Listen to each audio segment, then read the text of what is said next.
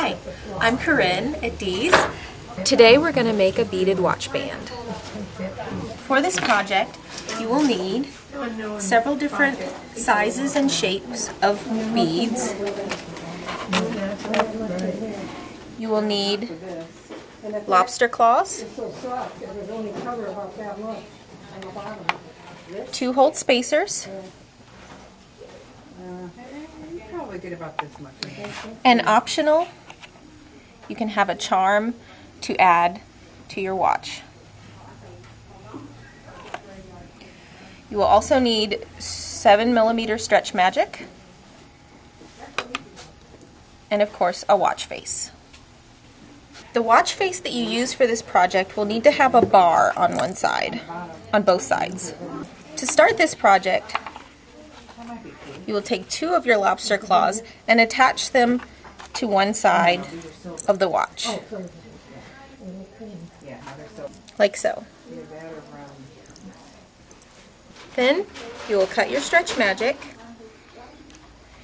and you need about 6 inches, 6 to 7 inches. You're going to string your stretch magic through one of the lobster claws.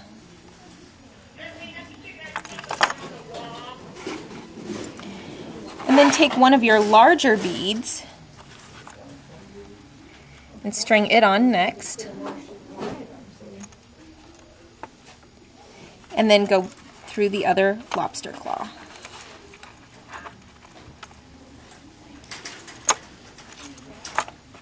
And pull it tight. Having the large bead in between the 2 lobster claws will keep your lobster claws from sliding back and forth on the watch.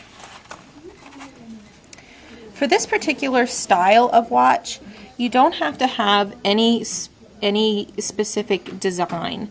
Really, you're going to just put them on there in whatever way you like best. It doesn't have to be exactly even. That's kind of the aesthetic of this watch. So we're just going to start by choosing any bead and placing it on one side. And then you can go to the other side. Just kind of go back and forth. Put a couple of little spacers on there that match the color of your watch. That will kind of tie that color in throughout.